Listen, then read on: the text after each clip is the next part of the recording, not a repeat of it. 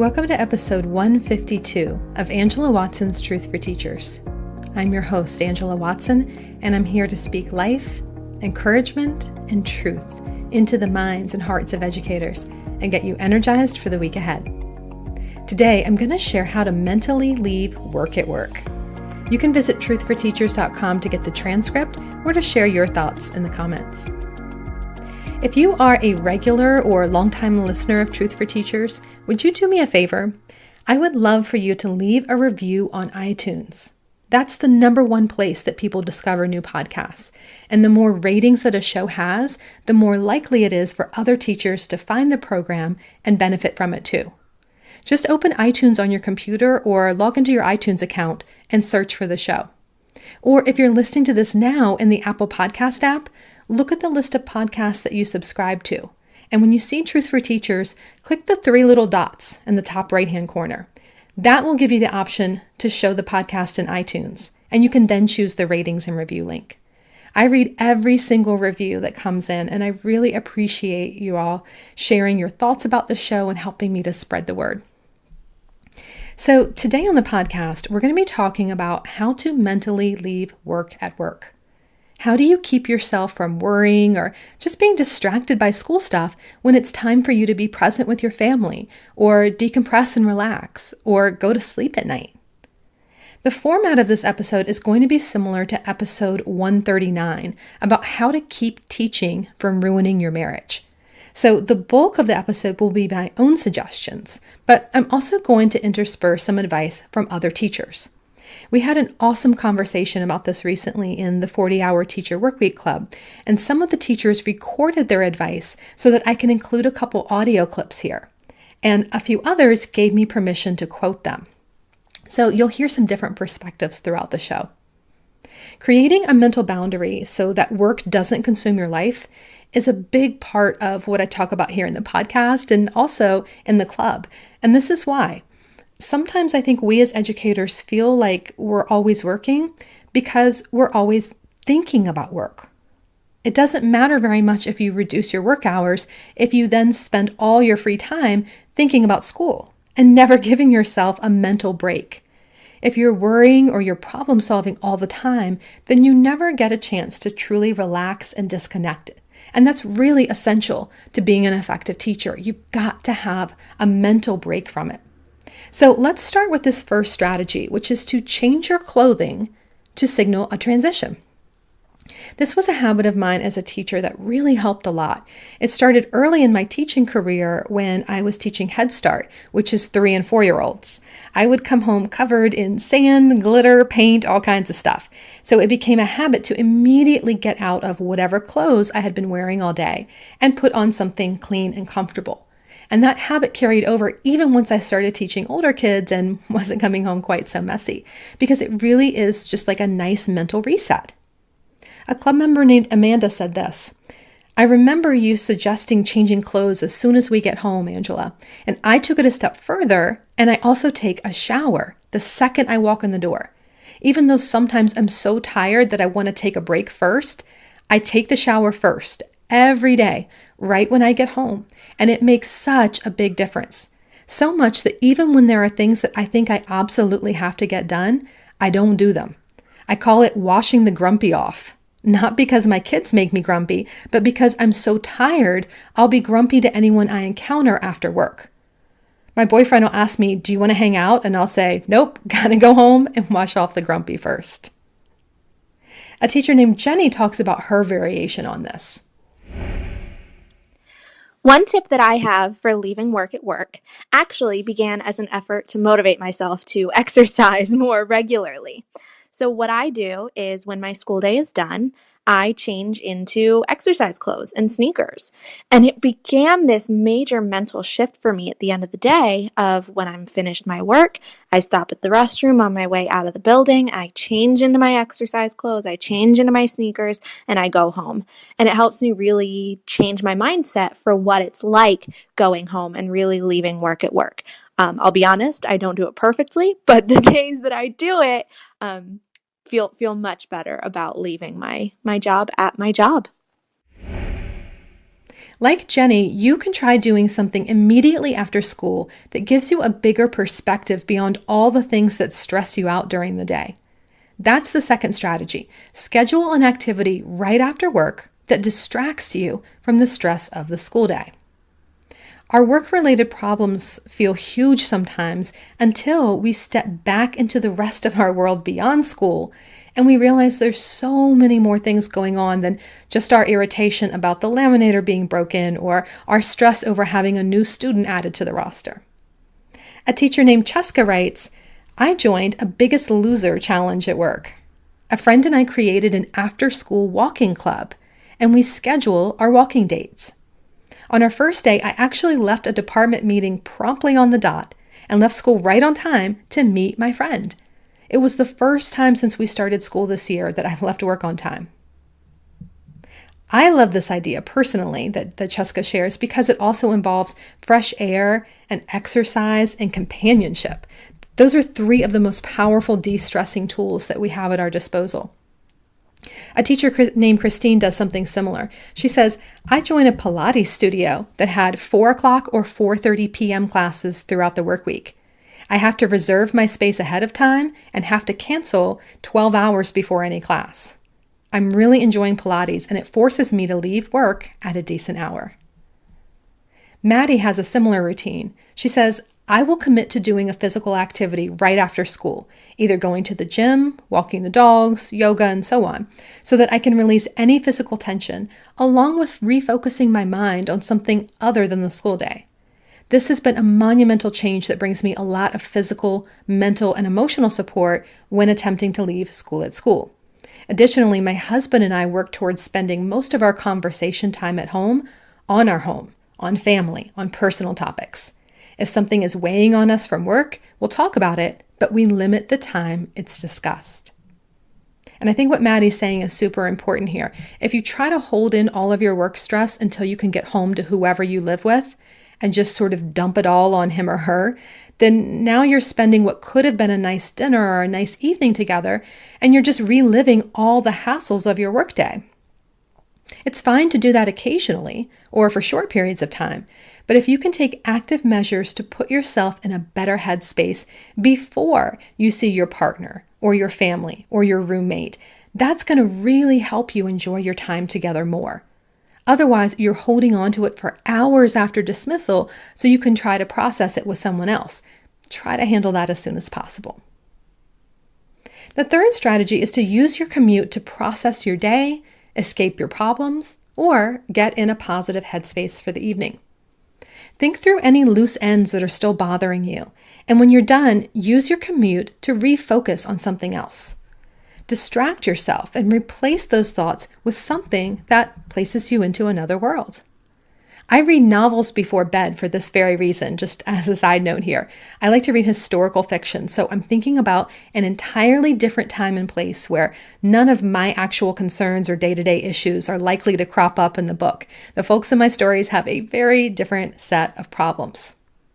Karen says, I just discovered audiobooks for my commute. I never thought of it before because my commute for years was only 20 minutes, but traffic patterns have changed and now the 35 minutes feels a lot longer. I'm listening to A Streetcar Named Bob right now. It's set on the streets of London and the reader has a British accent. I'm surprised at how much I'm looking forward to the drives to and from work now, and it breaks the stress coming home by putting me on another continent for a bit. And being a fan of cats, a story that speaks fondly of one is good for my spirit too. Jennifer also listens to audiobooks. She says, I instantly forget troubles at work, and I'm just transported into the story. Once I get home, I take a moment to get a snack and some tea. To avoid the guilt associated with a bag full of ungraded work, I've decided most days to physically leave that work at work. That leads to our fourth strategy. Have a short mindfulness ritual for yourself as soon as you get home. Jennifer mentioned having tea, and I love that idea. American society isn't really organized around tea breaks, but tea is an integral part of people's day all over the world. India, China, Japan, Britain, Argentina, so many other cultures have rituals around tea beverages. And I really like fixing a cup of tea when I get home from work because to me, it feels like self-care. It's comforting, it's sensual, it's relaxing, it feels like a treat, but it's not bad for you. I feel the same way about food, but unlike with snacking, the habit of drinking tea as a self-comfort and decompressing ritual really can't be done to excess. Depending on what you're drinking, tea can be incredibly good for your body and improve your health and your mood. So I have a wide variety of teas in the house, and I make different ones really all afternoon and all evening long. Sometimes if I want something easy, I'll just steep some rosemary. It has anti-anxiety properties, and I'll just drink that. So if you're like me and you find yourself wandering into the kitchen to help you decompress, try to create a ritual around tea or some other healthy beverage that you can enjoy. Watch the water boil. Enjoy the sights and the smells of the tea steeping. And sit looking out the window or looking outside or like sitting outside and just sort of breathe. Be present with your senses for a few minutes. Your mind has probably been racing all day. So with or without the tea, give yourself a few moments of peace and quiet to just clear your head. Even if you have to lock yourself in the bathroom or a closet for a couple minutes and do some deep breathing, give yourself this moment to stop attending to that constant stream of thoughts. Any sort of mindfulness ritual can be a tool for helping you to leave work at work. For some teachers, this might include a short time for meditation. Anne-Marie says, I was about to quit teaching. And in fact, I had applied for a job at Costco. A friend recommended the app Headspace, which has completely changed my life. It is an app that teaches you how to meditate and how to cope with life's challenges. Jennifer does something similar, but hers is more of a visualization. When I first started teaching in Los Angeles at a Title I school, I found the demands of the job and the students' situations and their lives and the complexity of teaching children who've experienced trauma and who are in poverty very, very challenging and very, very upsetting. And I would go home crying a lot. And then I realized I read books that have intense plots, and I'm able to close the book and go on with my day without it overwhelming me. And so I started visualizing closing a book as I would drive home. And I would put the book on a mental shelf, and I would say to myself, that book is there. I can take it off the shelf and read it if I want. I can refer back to my day if I want, but I don't have to. I can leave the book on the shelf. And it really helped me to internalize that my time at school is my time at school, and my time at home is my time at home. And I'm entitled to that, and it's okay to close the book on my day because it will be there tomorrow. The fifth strategy for mentally leaving work at work is to choose an activity that re-energizes you and that releases pent-up frustration so you can have fun. Yoga for me is super helpful in this way because I'm a pretty chill person by nature, and so the last thing that I want to do at the end of a stressful day is engage with a ton of people or do anything social or that involves a lot of like jumping around and movement. That's just not me. So I love Yoga with Adriene. She has a free YouTube channel, and there are just hundreds of videos ranging from 5-minute stretches to 45-minute full yoga flows. Look her up there. She is amazing. There's morning yoga, bedtime yoga, yoga when you're stressed, yoga for fitness, all kinds of great stuff. And also, as a side note, if you're into yoga, please check out an organization called Breathe for Change. It's the digit 4 there in the middle. Breathe for Change. You can find them on Instagram. They are an organization that brings yoga to teachers. And their vision is to create a movement of educators who are inspired to teach and learn for peace, love, and social change. So they really just do some awesome work in terms of educating and empowering teachers to be their best selves in their lives and their relationships and their communities. So they offer all kinds of training, community events. So to re-energize yourself, have fun, relax, besides yoga. A teacher named Erin said, I use my 40-minute commute to rock out to good music with my daughter. That is my break. I also don't bring stuff home unless it's an absolute must. But mostly listening to Pink blasting from the speakers and us singing and dancing along is my ultimate break. I think that's such great advice. You know that one song that instantly puts a smile on your face every time you hear it? Listen to that right after school. In fact, you can put together an entire playlist of songs that are uplifting to you, and after you've mentally processed your day, just lose yourself in the song lyrics. Take a dance break.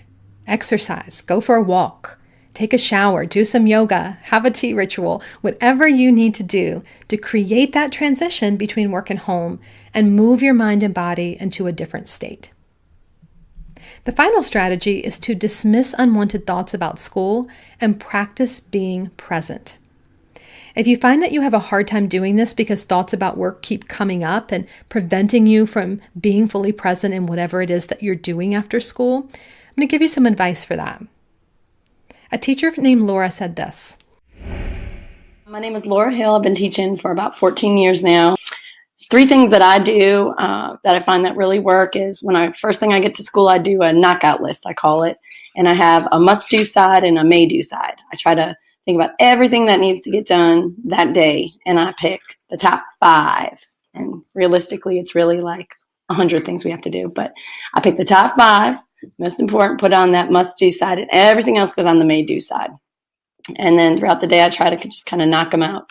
By the end of the day, if I can get those checked off, I really feel, I have less weight on my shoulders. I'm accomplished. I did something. And then the second thing that I do is I have a mantra that I tell myself, and it is, this will all be here tomorrow, because it really will be. And I've been through some life-changing events, and I'm here to tell you it will all be here tomorrow.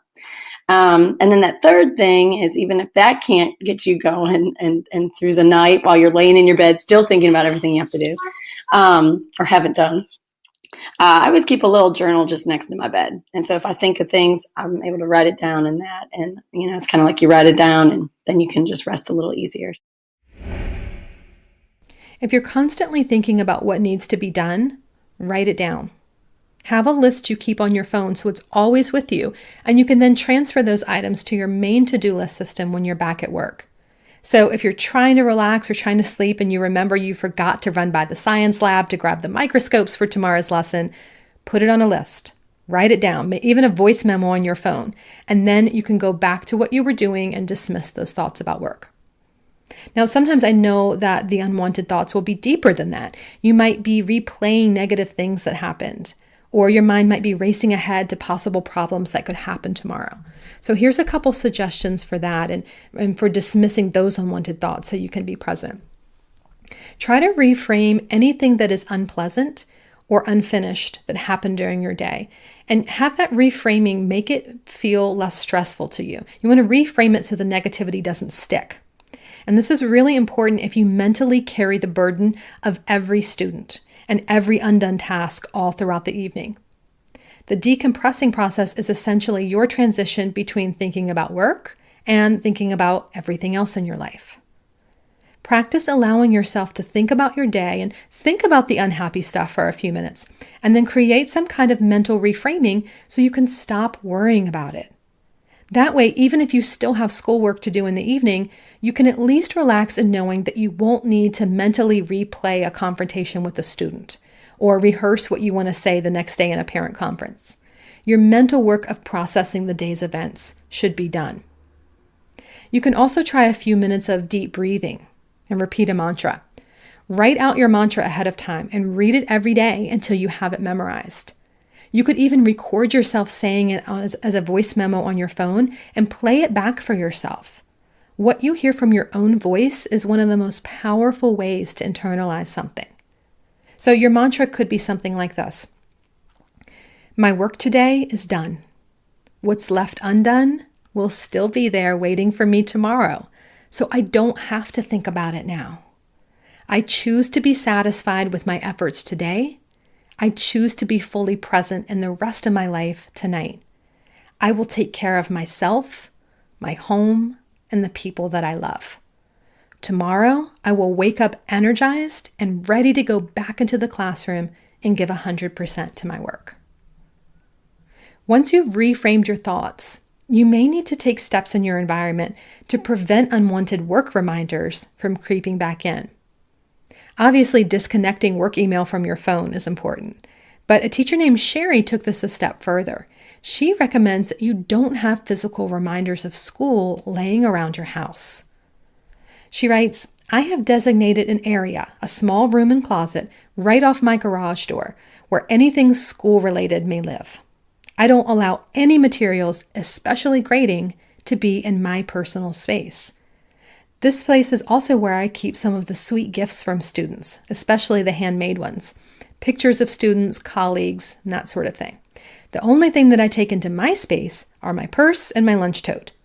And about the only time I break the rule is if I want to relax and read a teacher book on the couch.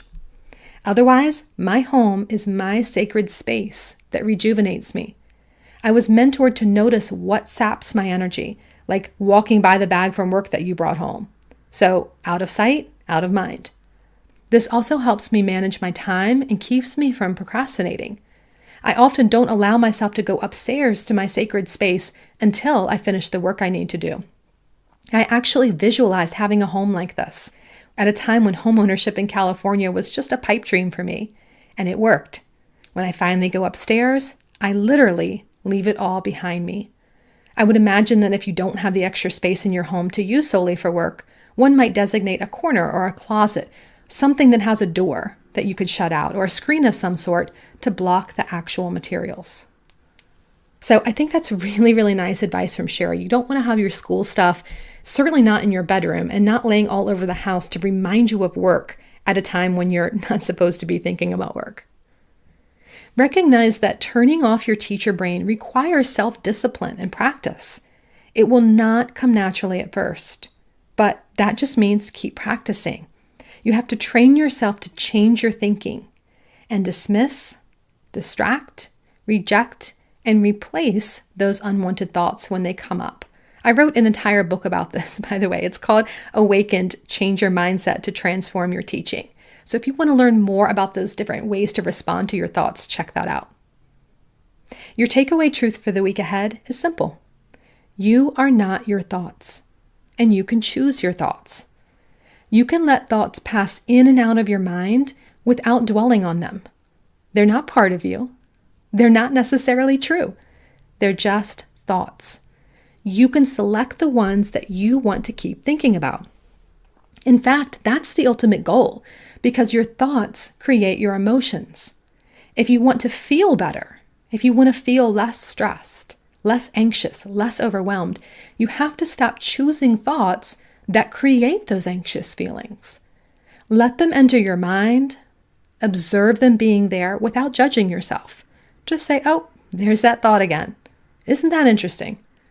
Don't make it into a big deal. Don't make it into a story. It's not part of you. Select another thought that creates the feelings you want to have and keep thinking about that. This is a lifelong process, and it's not going to be easy, but I promise you, it will be worth it.